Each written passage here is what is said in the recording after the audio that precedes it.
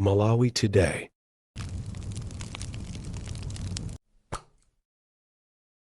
Kukulandirani kwina kulikonse kumene muli pa Malawi lero mu nkhani ya lero pa programu ya kulinji ya pa Times. Vayana Chunga ndi Patrick Ankwatira kukambirana nkhani yokhuzana ndi kuchosedwa kwa mtsogoleri wa chipani cha UTM amene anali mtsogoleri wa chipani cha UTM olemekezeka Dr. Michael Ussi mchipani chimene chichi cha UTM kusatira mukuchosedwa kwawo. Nkhani imene yakula kwambiri ndi imene kulongosola kuti zifukwa zimene achosedwera Michael Ussi mchipani imenechi. Nde tiye ndikhale limodzi ndikuti timve kuti nkhani yonse ikuti bwanji. Tiye ndikhale limodzi. Mwadzuka bwanji mu tsiku lomaliza la chaka cha 2024. Ndadzuka bwino ayana. Sindikudziwa tinu mwadzuka bwanji mbali imene.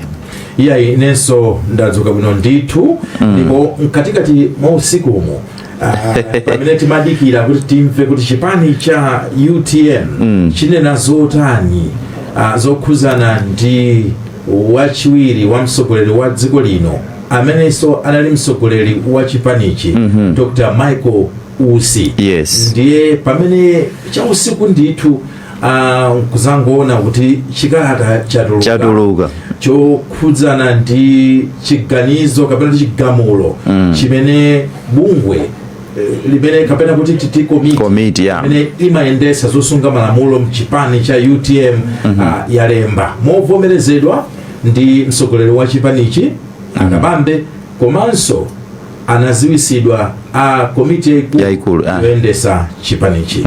Sindikudziwa zonena kuti utawerenga umaganizo wako anali wotani, koma mwina tisanafike kumeneko tiwerenge kalata amene yabwerera mene yabwerera kalatayo tiwerenge ndithu.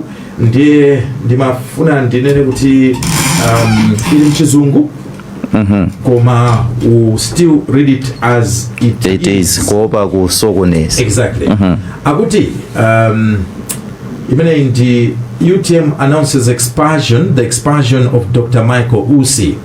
Ndiye akulemba kunena kuti the UTM party wishes to inform the public and all its members that following a thorough disciplinary process, the disciplinary committee has resolved to expel Dr. Michael Ussi from the party with immediate effect.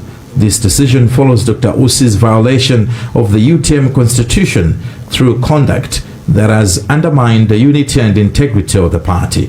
Specifically, Dr. Ussi was found guilty of 1. Provoking division within the party.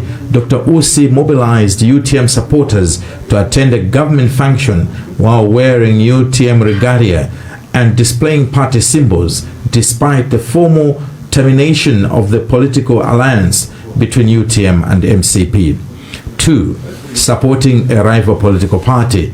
During voter registration whistle stops in Mwanza district, Dr. Ussi publicly endorsed the MCP government by using his slogan Bomandlo Mweli, thereby violating Article 22(8)(k) of the UTM Constitution, which prohibits supporting or joining political organizations not in alliance with UTM.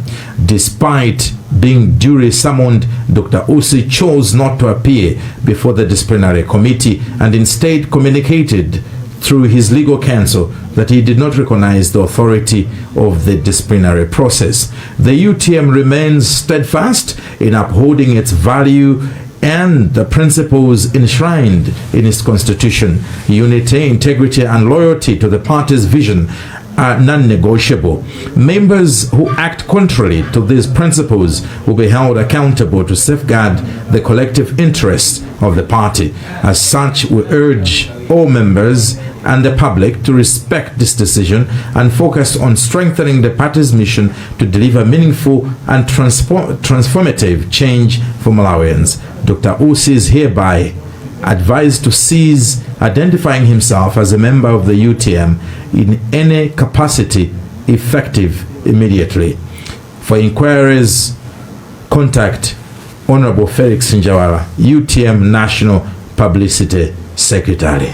Kalatayo ikutero Innocent. Maganizo ako? I think ndingani mene ndakanowanena kuti mene zimaendera ndale za ku Malawi pena zinthu zina zake zimakhala scripted. Mene zimayambira mene zimachitikira zina zikamachitika somakhala surprise kweni awu machita kudziwa kuti mene mpungwepungwe wayambira apo kathera pake pakhala pochotsana.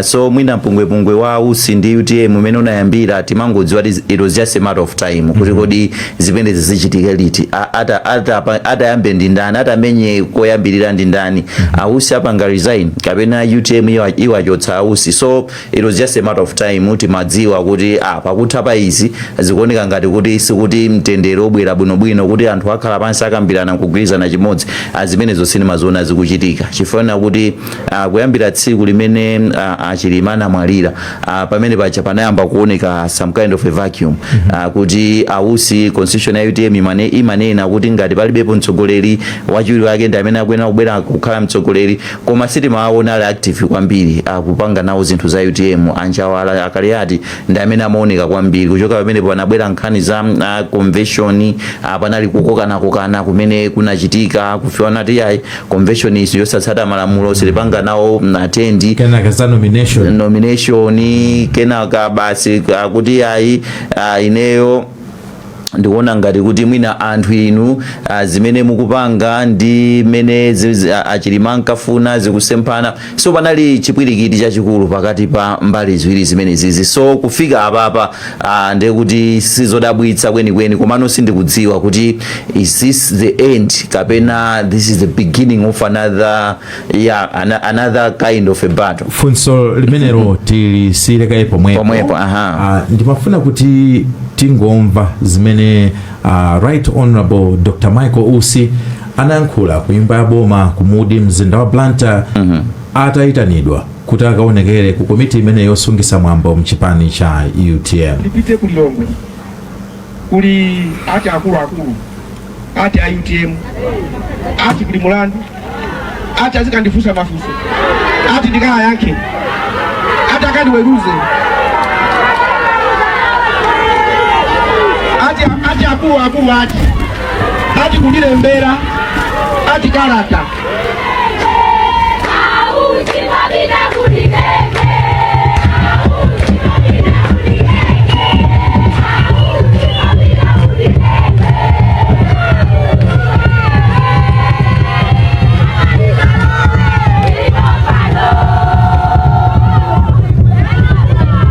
kumeneko muveizi inu anthu amene wowo maudindo atenga iwowo anatenga popanga convention yosasata malamulo ndiyo omwe anditane ineyo tabwera kuno ine ndiye ndipite ndikakhale pasi B ndi asikandifusa Dr. Ussi ine mwabwera ondifusayo wapeza udindo penya malamulo bali nzeru ningapiteko kumeneko kukanakhala kuti timbane ineyo ndikukuuzani ndilibe ukali ndilibe mkwiyo ndi akabambe ndilibe mkwiyo kapena udani ndi Anjawala ndi gulu loselija ayi ndilibe nawo mkwiyo kukumana nawo moni kucheza nawo koma ndikuti pandalepa ndikuwauza kuti nakuti kaya chipani chomuchitenga kasi muchitenga mudziwe kuti munaphwanya malamulo period.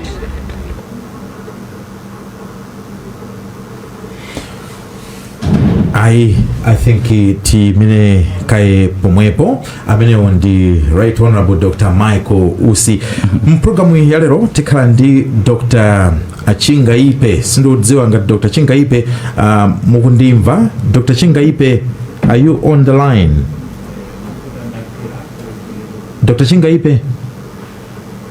Yes, Wanda, I am on the line. Ayana, yes. Ndathokoza kwambiri kuti tili limodzi mauno sindikudziwa kuti mwadzuka bwanji. Ndadzuka bwino ka inuyo. Yayi, inenso ndadzuka bwino. Dr. George Chaima, mwadzuka bwanji? Ine ndadzuka bwino, kaya mwadzuka bwanji maneno, masondereke moni kwa Dr. Chinga-Ipe. Zikomo kwambiri Dr. Shaima. Ya ifenso mstudio muno ndi nzanga Innocent tadzuka bwino. Ndiye ndimafuna ndiyambe ndinu Dr. Chinga-Ipe kuti mutaiona kalata imeneyi, this press statement kuchokera ku chipani cha UTM, munadabwa kana alikonse ngati? Nditaiona kalata sinatsitsimuke nayo. Ikuoneka kuti ikunena zimene timaziyembekezera ndithu kuti zikhoza kuchitika kuchokera ku disciplinary committee ya UTM. Ikunena zimene timaziyembekezera.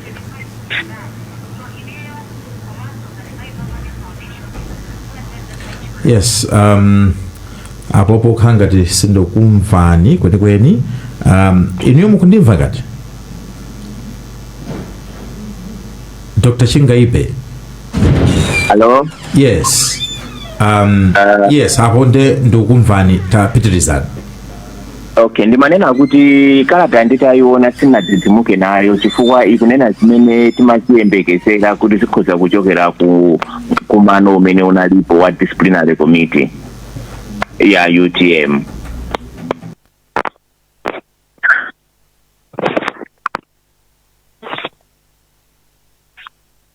Sindikudziwa kuti chikuchitika ndi chani. Tifunsa ma technician athu kuti ayang'ane ndithu pamenepo line imene umakhala ngati ikuthawa. Christopher may have to call you again. Kwa pamene tikupitiriza program yathu, mwina ndibwerere kwa iwe Innocent kunena kuti does this decision have any effect on the strength of the party? Ukuona ngati kuti zitha kuchita kukhudza mphamvu ya chipani cha UTM kapenayi? Mwina zikhoza kukhudza chipanichi mbali ziwiri, ikhoza kukhala mbali yabwino kapena so ikhoza kukhala mbali yoyipa. Mbali yabwino ponena kuti ngati zimene amachita Michael Usi zimabweretsa kusamvana kapena zimabweretsa mpungwepungwe otsatira chipani cha UTM kumakhala obalalika kunena kuti kodi kwenikweni chipanichi UTM yeniyeni nditi kapena tipange follow ndani, zimenezo mwina zikhoza kukhala kuti ndi ubwino ku UTM kunena kuti okay apapa adziwa kuti ifeyo ngati UTM tikutsatira munthu uyu. Komanso on the other hand, ngati kuli anthu ena mwina amene akuona ngati kuti ifeyo mwina timapanga za Usi kapena ya ife Usi watinawo limodzi, mwina zikhozanso kupangitsa kuti anthu ena akhale mwina disgruntled kapena anthu ena akhalenso kuti akuyenda mbali ya Usi. Sitikudziwa kunena kuti Usi next move ikhala yotani, akakamirabe kuti ine ndi wa UTM kapena chani. So mwina zinthu ngati angakakamire kuti kapite ku court atani zimenezo zikhoza kubwera ndi negativity ku UTM because nthawi yoti adzipanga zoti apite patsogolo azikhati akulimbana ndi kunena kuti apangire izovu akusamvana kumene kulipo. Ndiye mwina ndi mbali zonse ziwiri zikakhala kuti Usi angovomera kupanga let go, mwina azithandiza kwambiri UTM kuti mwina ikhale chipani chimodzi pasakhale kugawanikana kuna kulikonse apite chitsogolo. Koma Usi akapanga decide kuti ine I'll fight this in court kuti committee imene kuyendetsa chipani chimwina sina khazikitsidwe bwino, mwina kapenanso disciplinary hearing yanga izi ndi izi, mwina zimenezo zikhoza kupangitsa kuti chipani chizichedwa ndi kuyang'ana zinthu zimenezo. So ndi mbali zonse ziwiri zimene zikhoza kuchitika depending ndi reaction ya Usi imene atapangire react to this decision. Chabwino. Palaini Dr. Chinga-Ipe ndikhulupira mukundimva sopano? Ndikumvani. Zomwe kwambiri ndiyembekezo kunena sitikhalanso ndi mavuto line imeneyi. Poyamba nakufunsani funso lonena kuti kodi were you surprised, munadabwa ngati mutaona chikata chimenechi cha chigamulo cha Vice President Right Honorable Dr. Michael Usi ochokera ku UTM?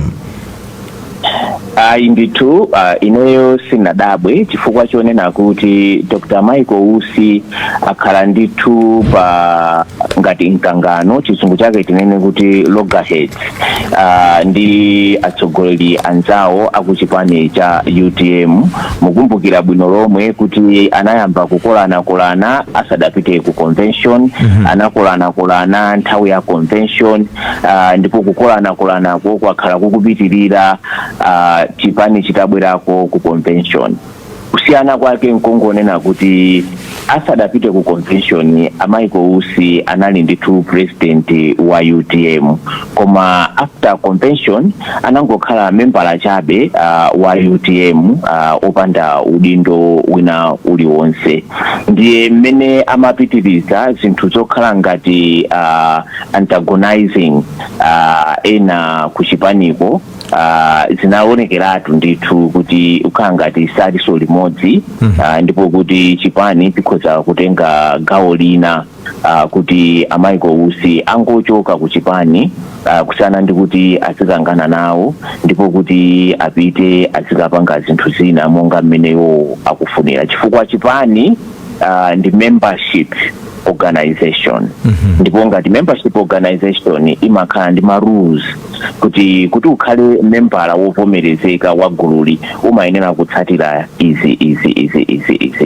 Ndipo ngati sukutsatira zimenezozo umakhala kuti ukusonyeza kuti you are no longer interested in being a bona fide member of that organization. Ndikukhulupirira kuti Dr. Michael Usi anafika pamenepo, ndipo chifukwa chonena kuti tsopano analibenso udindo wina uliwonse kuchipaniko, he became expendable by the party, and it was obvious kuti kumene akuloweraku chiganizo chidzapangika potsatira ndondomeko za chipani kuti mwina iwo angochotsedwa ku chipani.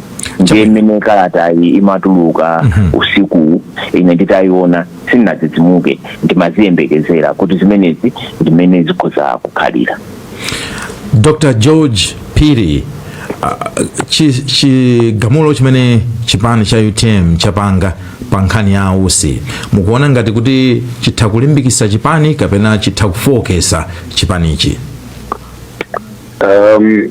Nditelo kuti pamene chigamulo chatuluka ndi gulu la chipani cha UTM chotsogoleredwa ndi akabambe, ndiye kuti nkhani yawo tsopano kumbali ya chipani ndinganene kuti ikhala bwino, chifukwa alibenso wina amene akhoza kuganiza kuti akhoza kumakangana naye, chifukwa ngati panali madandaulo ndikukachita pafundo yonena kuti apite ku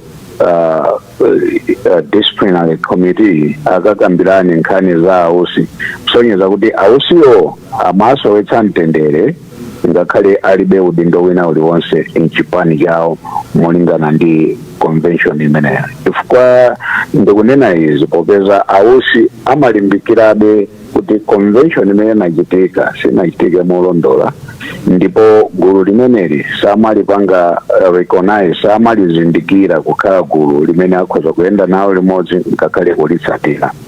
Ndiye kuti imaginarily kwa iwo aliso ndi UTM ali ndi chipani, adakali president m'maganizo mwawo wa chipani china mwina tikhoza kuchitcha kuti either invisible party kapena gulu limene amayenda nalo limene amatsamira kuti ndiye chipani chimene chikusunga malamulo ndi kutsatira ndondomeko zonse za chipani cha UTM.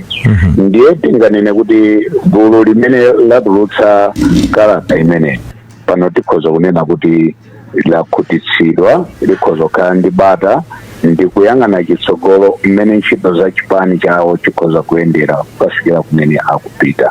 Koma mbali ina zingatengereso kwambiri mwina Michael Usi kuti kodi mmene aona kalata imeneyi iwo achitapo chani, kodi loya wawo awalangiza motani, popeza tikumva kuti kusaonekera ku convention kumeneko anayankha kutera mu kalata imene analembera loya wawo. Ndiye mwina kutsogolo kukozokhala kuti kukozokhala bata mchipani kapena mwinanso bata singakhalepo nkhondo ina ya malamulo ikhoza kuyambika kupyolera maloya amene akhoza kuyimira mbali zonse ziwiri.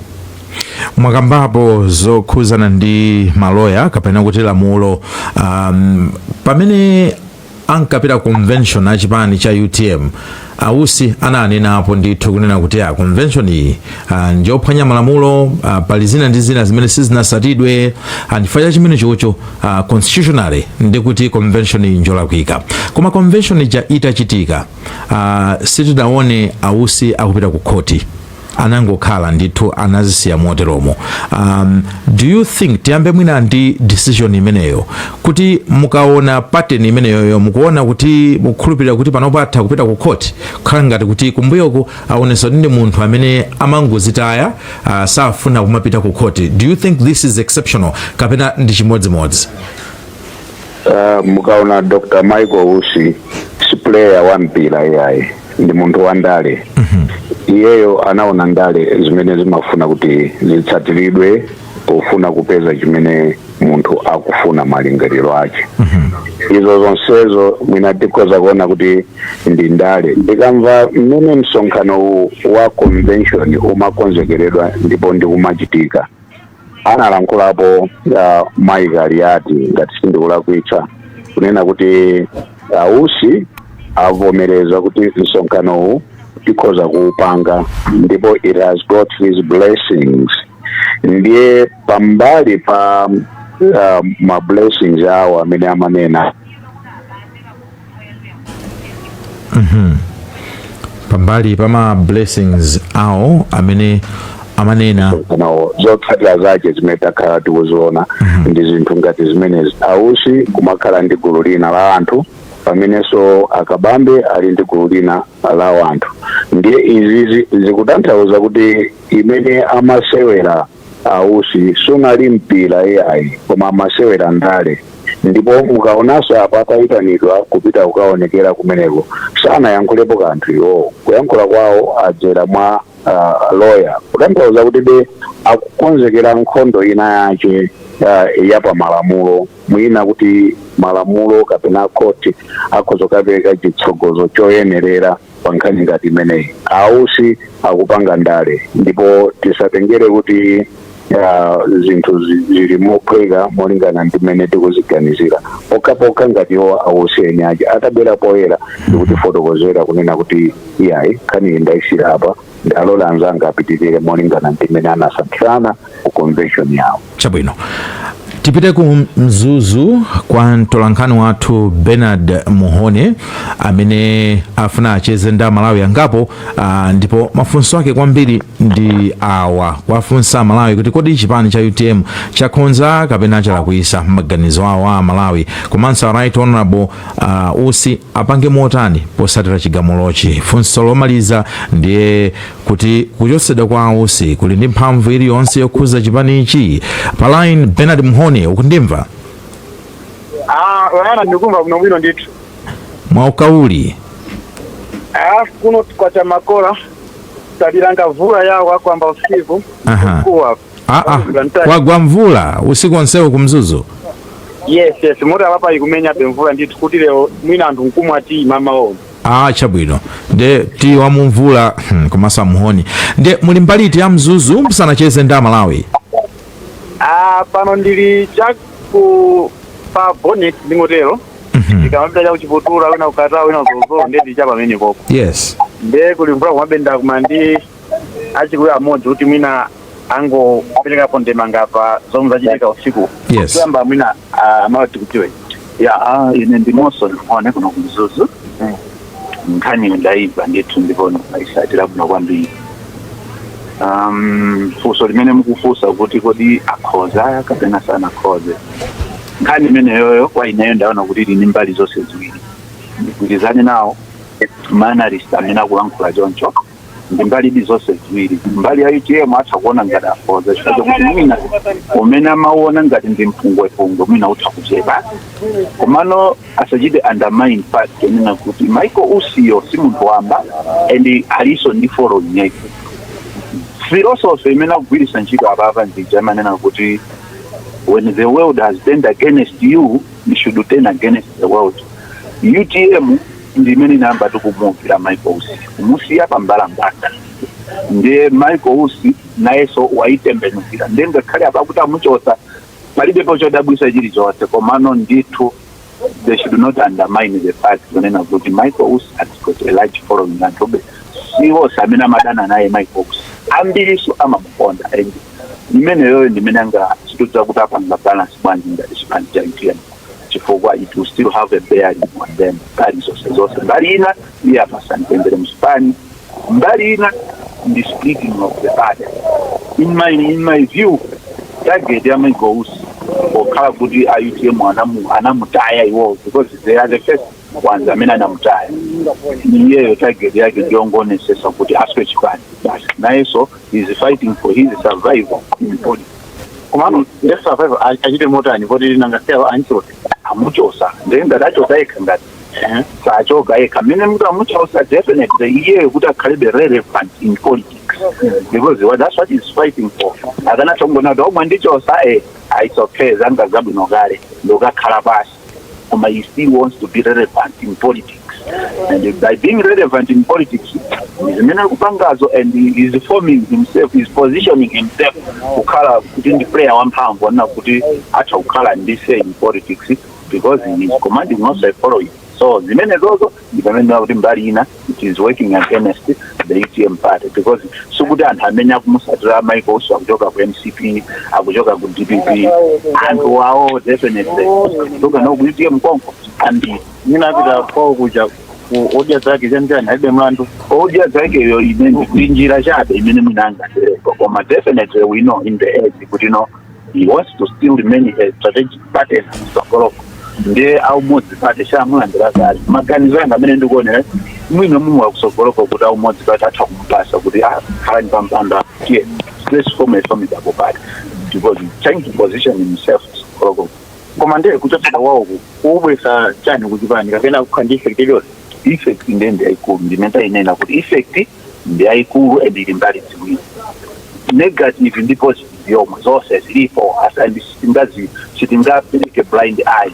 Negative ndio kuti mmene akuchoka Michael Usimu sokuti akuchoka eka izozo that is fact number 1.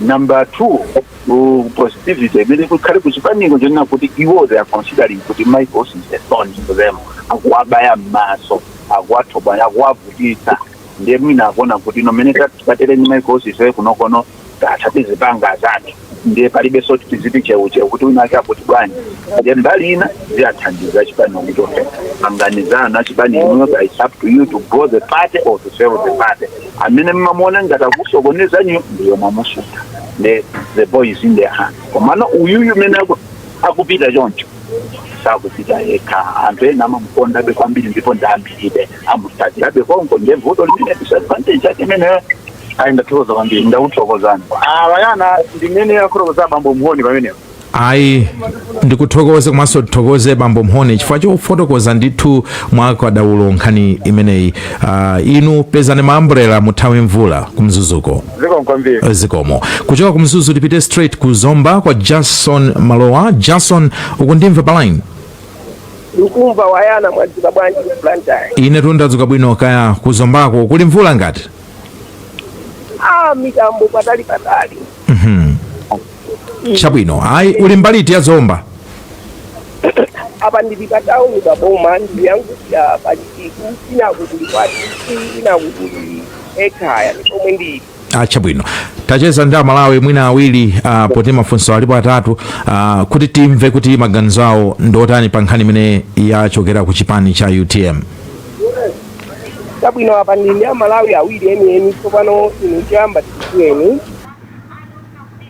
ineyo sindifotokoza zina langa koma ndi mmodzi wa Zomba muno ndimapezeka mpanda mpa around pa DC pachipiko plus mulololedwa kutero ndiye timafuna timve kuchokera kwa inu kuti kodi chipani cha UTM chakhonza powachotsa Michael Usi kapena chalakwisa chipani chikani kuti mwachakhoza malinga ndi malamulo wawo nachi zonse ulo mbanje malamulo ali munthu aphwanya lamulo amananga ndi kulenchilo so sitimuzoti constitution yakumene kwina liyotani maybe avovo malinga ndi malamulo a chipani chawocho zinampanga Michael Usi nyanyazo simbandi malamulo dasta yacho ndiye atana Michael Usi posatira kitamulo chimene yocho yambaka naona kuti malamulo amati bandi kwenye ndiye ngati aphwanya malamulo ngati wakuona kuti atha kubadilidwa pamene pake mwina mwake mjaina yake iwo ndi ofo kupitirirabe ndi nkhani atha kufika mmakoti aone kuti koti lisolipa ngamotani ngati malamulo akuchipani chawocho pake malamulo naso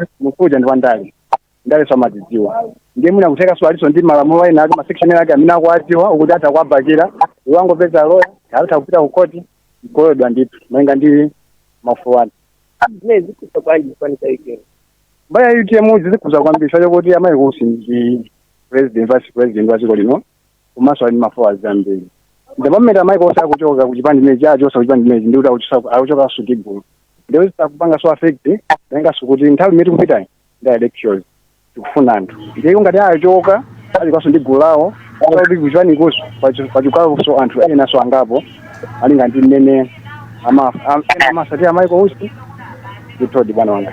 Tokoza kwambiri amene oyamba otsiriza ndi awawa dzina lanu ndi kumene mmakhala. Ine zinanga sindizitchula iyi koma ndimapezeka pano pa DC ndimakhalira kuntunda mu mbali yakuchawe.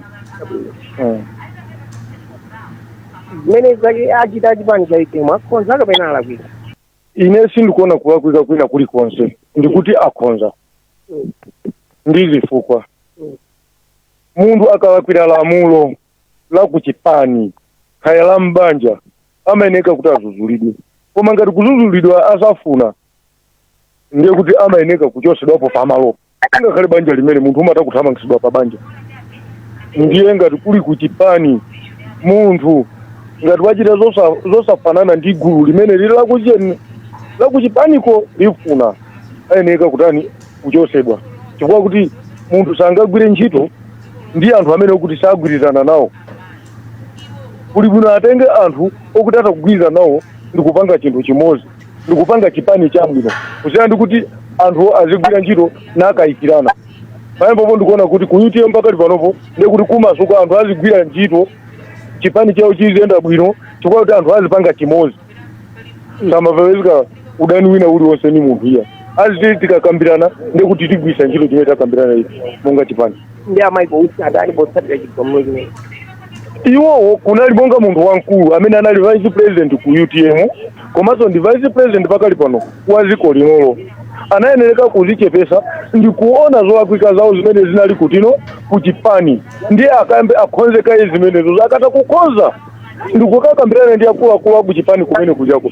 Ngati moyo wawo atawukweza kuti atagwira nawo ntchito bwino ndi anthu amenewo akapepese kuti agwire nawo ntchito, koma ngati asate kupepesa asagonje kuli bwino akhale mmene alilimo kukhala kunja. Zikhuza bwanji chipani cha UTM zimene? Chipani cha UTM ndi pamene ine ndikuti chikukhonzeka chifukwa kuti cholakwikacho akuchichosapo ndiye anthu amene amakonda chipani cha UTM cho chifukwa ambiri achinyamata amakonda ku UTM chifukwa cha chikhalidwe chakumene koko chimalimbikisa za achinyamata. Ndiye akuluakulu akamba kusokoneza kokacho sako achinyamata osaziwa kuti ukuku ukangochirako chibwana aza kuthamangisa. Ndiye kupamene akumangano chipani. Anthu amotero anthu awiri kuzomba kuno onse sana zichidwe mayina hata tinali pa chipiku mbali kwa DC ekhaya mmene muli mpepere mwase wa MC mmene malumikiza maboma azomba. Chabwino ngatimalize motero chakachi. Johnson tathokoza ukhale ndi siku lomaliza la chaka lopambana. Aizo muhambiri. Innocent Mhongolo, very quick comment nisanapite kwa Achingaipe komanso Phiri amene ali ma analyst athu mu program ya lero pamene tokamba nkhani ya kuchosedwa mchipani cha UTM kwa Michael Usi. Your quick comments kuti anthu mene yankhulira ku Mzuzu komanso anthu mene yankhulira ku Zomba. Mene anthu alankhulira akumzuzu ndi kuzomba, I think akumzuzu akupereka mooneka kuti mwina Ausi aliso ndi anthu kuzomba nati ayi zimenezo zakhala bwino. I think ankhani yaikulu imene ndikuiona apa ndi how Ausi adapangire respond kuchotsedwa kwawo. Avomereza kuti mwandichotsa basi zathira pamenepo kapena he will fight on. I think zimenezo namba uzikambapo kale. Komano mwina tinene kuti mene zikuonekera mkatikati mwa UTM Ausi sali wokha mwete alibemo anthu sali nawo anthu alibe interest yonate akhale mobe agwire nawo ntchito. Even mukamaona mwina ma supporters ena amene akufotokozera amene akulankhulira zikuoneka kuti anthu chidwi chenicheni choti ausi akhalebe palibe. Komano mbali ina ndionena kuti ausi akhoza kuzindikiranso zimenezo kuti mwina ine anthu sakundifuna, komano ineso I have to fight just to show kuti ineso ndi munthu. Mtima ujongonena kuti tifira limodzi, ine ngati mukundichotsa ineso ndikumvetsani kuwawa, kameneko kukakhozanso kukhala ka element kena kamene kakhoza kukhalapo. Komano mwina kumalawi kuno izi sizoyamba kuchitika kuti anthu achotsa mchipani. Ndipeka chitsanzo cha Joyce Banda ndakumbuka chali app anayambitsa app atachotsa mu chipani cha DPP, aposachedwa pa anankhumwa ndi gulu lina achotsedwa mu chipani cha DPP yomweyo.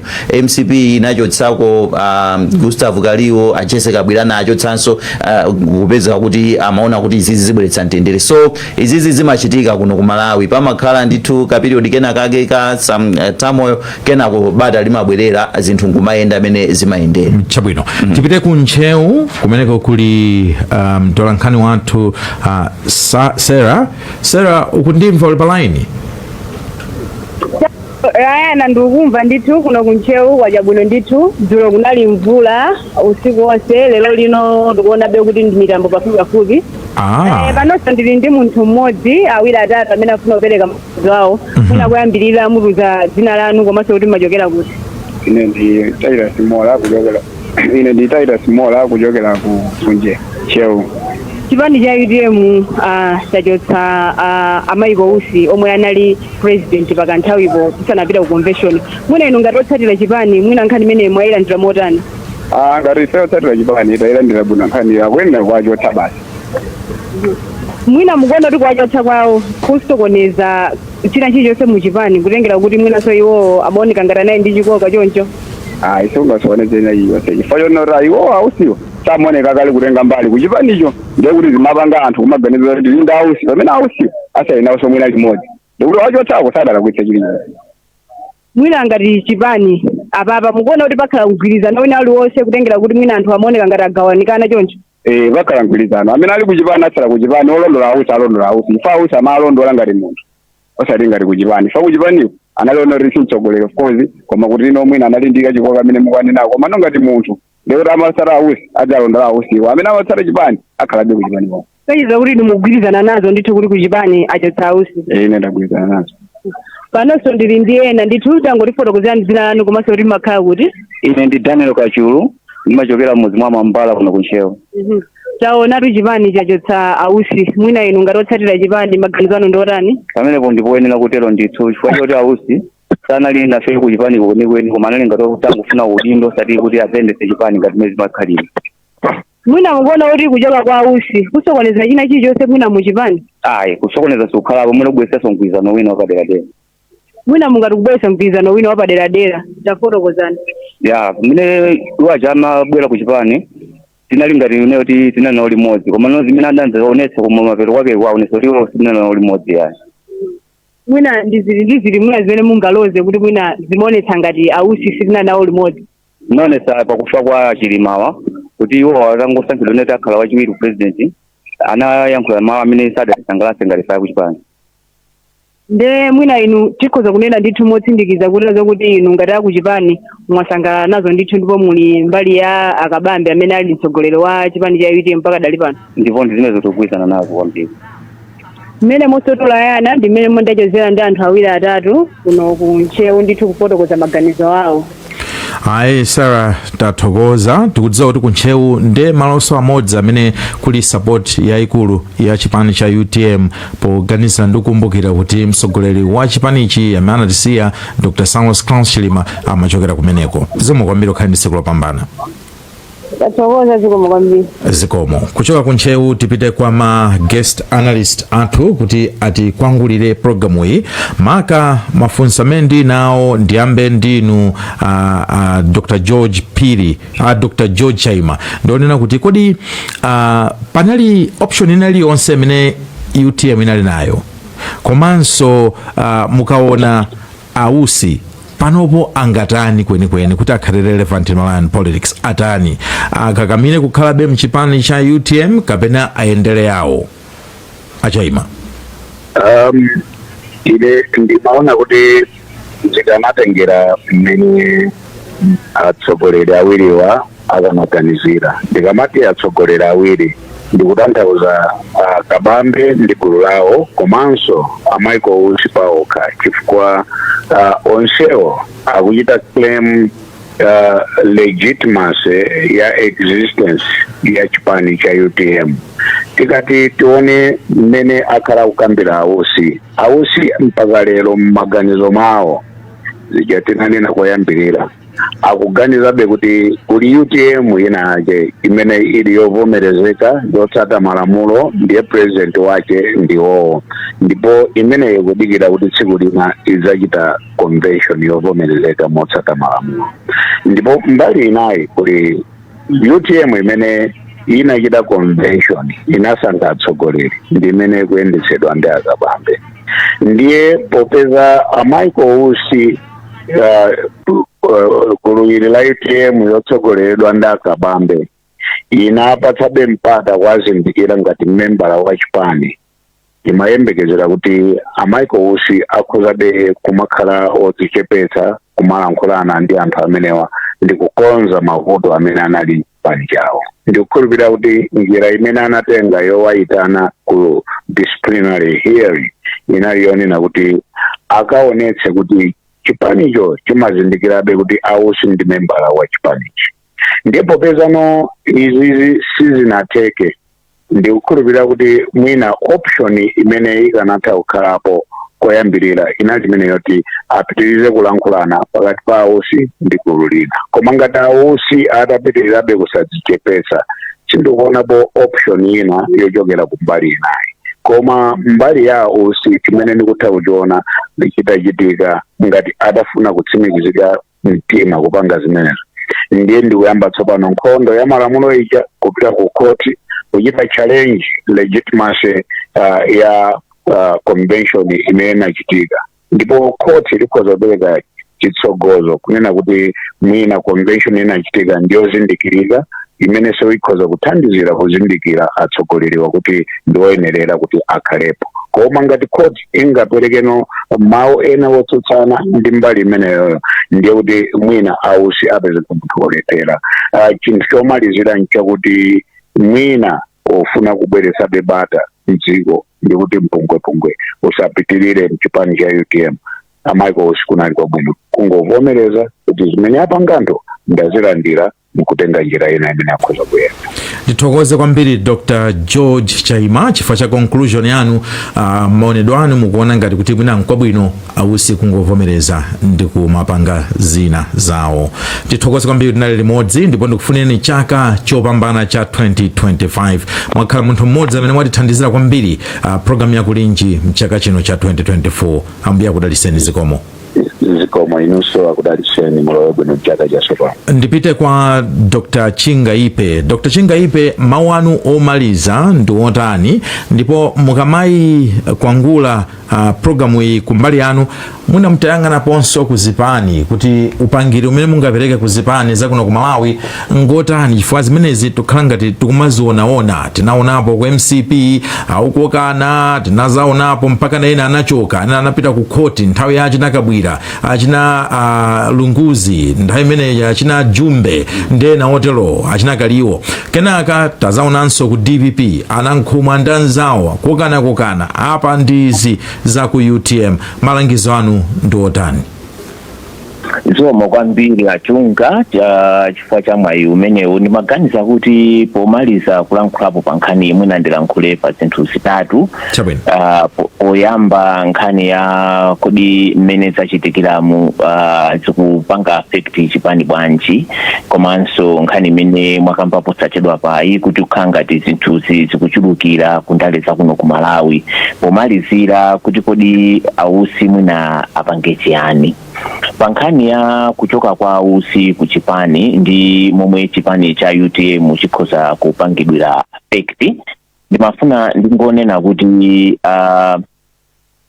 mmene timaziyang'anira ndalezi, timayang'ana kufunikira kwa munthu ku chipani, makamaka kuthekera kwa munthu kubweretsa mavoti ku chipani. ausi achoka ku chipani cha UTM. Ndimafuna ndigwirizane ndi anthu angapo amene alankhula ndikhulupirira kuti ndakunchewu komanso akuzomba kuti kwakukulukulu ausi amaoneka kuti ku chipani cha UTM anachokako kale, kapena sanaliso kumeneko makamaka pa zochita zawo, umembalawo ukhala ngati unali papepala.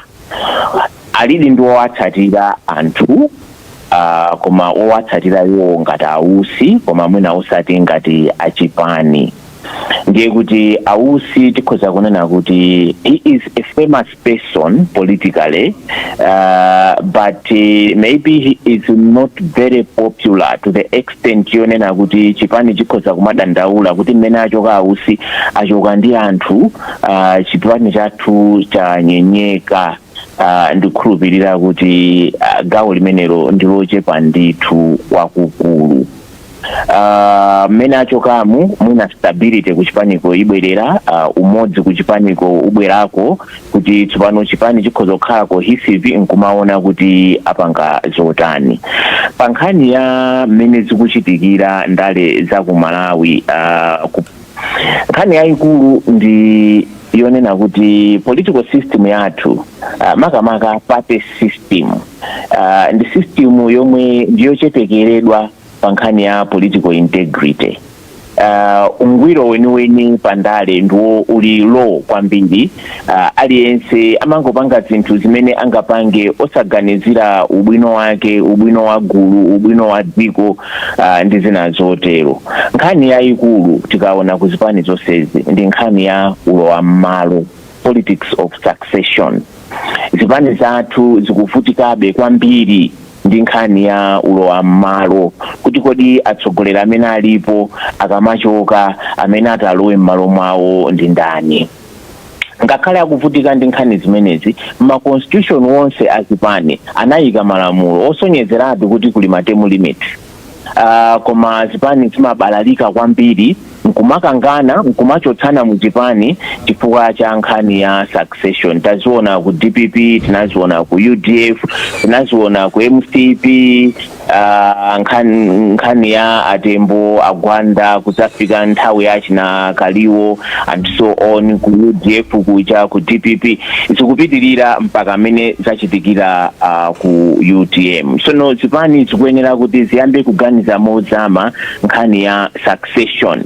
Izikhala yoti ili predictable kuti tikachoka apa tifika apa munthu apezeka then wina alowa m'malo, chifukwa zonse zikuchitika nkhani yake ndi succession. Komanso kuli nkhani ina ya personal political relevance, kuti munthu akhale relevant. 1 minute. Ndikuona ndithu kwakulu kuti mmene zachitikira ku UTM ku, ine ndikuona kuti Dr. Michael Usi amadziwa ndithu kuchokera pachiyambi. Ndikukhulupirira kuti sikuti iwo ali ndi delusion yonena kuti akutsogolera chipani cha UTM. Akudziwa ndithu kuti chipani cha UTM chinapita, iwo anatsalira, koma akadali membala. Chimene chinatsalira ndi umembala, ndipo amagwiritsa ntchito umembalawo ndi history yonena kuti chipani cha UTM chidali pa mgwirizano ndi chipani cha MCP ndipo chidalowa mboma, ndipo iwo ali ndi udindo wa kuboma ngati vice president wa dziko, koma tiketi yake kukhala ya UTM. Ndikuona ngati kameneko ndi kamene anakagwira kwambiri, kamene kamathandiza kuti mwina azionekabe ngati kuti kuchipaniko akadali ndi mphamvu, akadali ndi mawu. Komano mmene UTM ngati chipani idachoka mu boma la mgwirizano, ausi anatsalira wokha.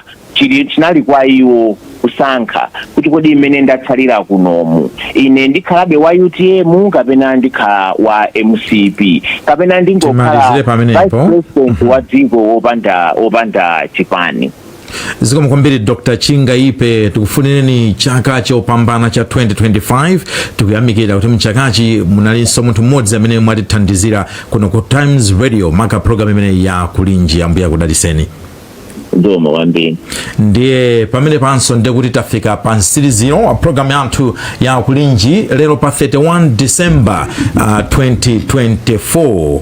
Nonse amene mukumvera tikulonjezeni kuti 2025 Wireless ya Times yakukonzerani zabwino zambiri, ndipo mawa tikhala pompano ndi programu yoyamba ya kulinji 5 minutes past 7 mpaka 8 koloko, programu yoyamba mchaka cha 2025. Ine Vayana Chunga malo mwanzanga Innocent Mphongolo amene nali naye mstudio muno, malo mwa anzathu apamakina Christopher Nkosi, Chisomo Kasu, komanso producer Devi Gadama, osaiwalanso magest athu Dr. Henry Chingaipe ndi Dr. George Chaima, atolankhani athu Javis Kuzomba, komanso Bernard Muhone ku Mzuzu, ndikuti ndi Sara Chikwapula kunchewu, ndikuti mwakuma nonse Happy New Year to you. Tukufunani zabwino zonse, ambuya kudaliseni zimatha.